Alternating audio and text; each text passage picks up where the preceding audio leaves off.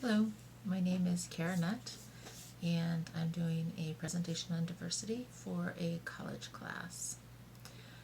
Diversity is defined in the dictionary.com as the inclusion of individuals representing more than one national origin, color, religion, socioeconomic stratum, sexual orientation, etc. The application of diversity is not so straightforward. Today, I will look at 4 different implementations of diversity. The case of the University and Community College System of Nevada versus Farmer. The case of Watchmark Comtel Corporation outsourcing. How Canadian diversity laws are easier for corporations to implement. And diversity in print newspapers. Let's look at the University and Community College System versus Farmer. In this case, Farmer contended that she was discriminated against in the initial hiring for the sociology department when Johnson Makoba was offered the position at a higher rate of pay than was originally stipulated when the search began.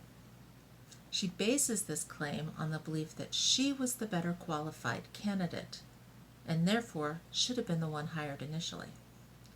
She further claims to have been the victim of gender discrimination when she was later hired the next year at a lower rate of pay than Makoba. The university contends that their qualifications were comparable, with Makoba's being slightly better than Farmer's, and they hired Makoba based on the slightly better qualifications for the position. The other deciding factor was the fact that only 1% of the college's faculty were black, which created a larger discrepancy in diversity based on this factor versus the representation of women on the faculty. Women were represented by 25% to 29% of the full-time faculty.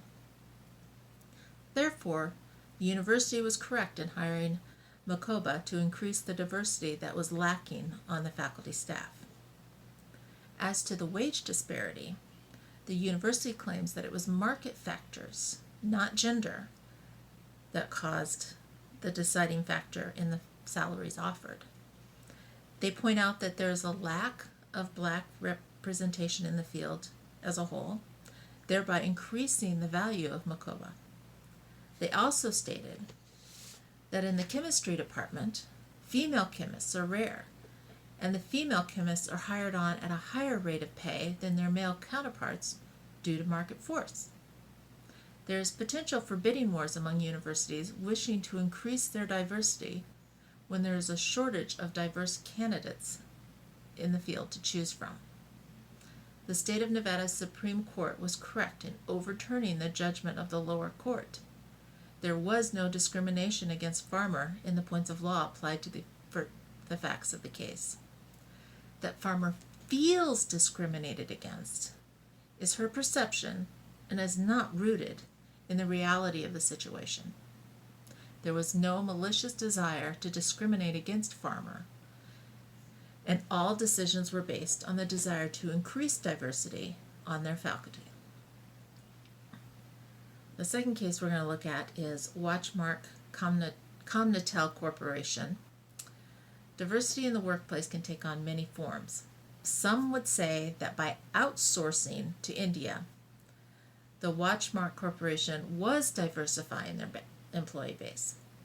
Others would point out that by taking jobs overseas, they were not representing the diversity of the community to which they belonged.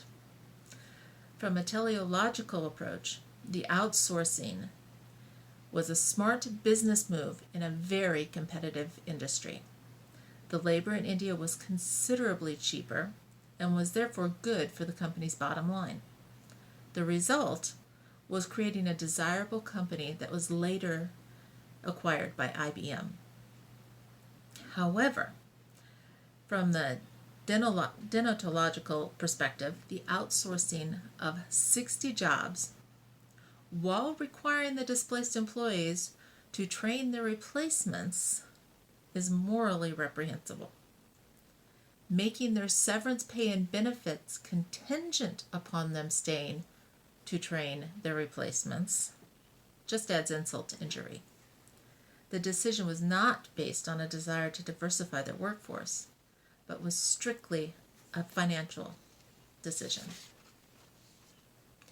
In Canada, the federal government has jurisdiction over only about 10% of the employment market. It can only affect the industries that are federally regulated. All other companies must follow local laws in the regions they operate in. This means that diversity regulation can be specific to the demographics of the area. Unlike in the United States, where most diversity laws must be broad to encompass large, wide ranges of circumstances, the Canadian system leads to less confusion and makes it easier to comply. It is hard to reach a quota for diversity among workers if the community itself lacks the diversity to draw upon. By allowing the local regional government to the final say, laws can be specifically address the issues relevant to the local population. In addition, any issues of discrimination would be handled locally as well. With well-written laws that reflect the local area, there is less chance of the law being so broad as to open up for interpretation and misinterpretation. This is why I believe that it is easier for the Canadian companies to follow and not discriminate. When looking at newspapers, it's very interesting. Print newspapers are not circulated as widely as they were in the past. The vision of the family sitting around on Sunday afternoon, each with a section of the newspaper, dad with a financial, mom with a social section, little Billy with the sports, and maybe Susie with the comics. It's outdated and reminiscent of Leave It to Beaver and Happy Days of yesteryear. Today, most people get their news from digital sources of some sort. Those who do utilize newspaper print are the older generation who haven't fully embraced the digital age. When evaluating newspapers for diversity, one must ask if different groups are treated in proportion to their numbers in the population. In the newspaper I reviewed, the Arizona Republic, most of the articles and even the ads showed very little diversity. The ethnicity most featured was Caucasian. A few ads were multicultural, but very few. The most noticeable in the lack of diversity was in the obituaries. It was all Caucasian. And there were 6 pages of it. All Caucasian. Not a single other ethnicity was represented. I don't know if it's because the obituaries are placed by loved ones as opposed to a journalist writing about the deaths in the area.